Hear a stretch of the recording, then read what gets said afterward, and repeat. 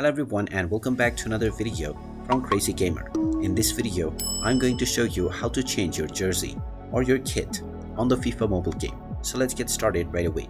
First of all, open up the FIFA mobile game and then complete the basic tutorial levels if you haven't completed them already. Once you have completed these levels, you will be allowed to choose your home team and also set up your account username. Once you have set up both of these, you will be taken into the main menu, from which if you wish to change your kit or your jersey, you can tap on the club option from the home page.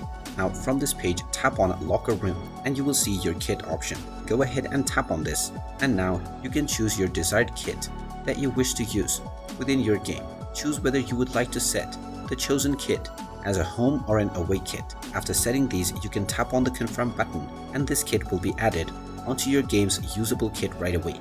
You can come back to this menu and change your desired kit as many times as you want. And there you have it. That is how easy it is to change your jersey or your kit on the FIFA mobile game. If you find this video helpful, make sure you hit that like button and subscribe to our channel if you haven't done so already. Also ring that notification bell to never miss another update from us. Thank you for watching and I will see you again in the next video.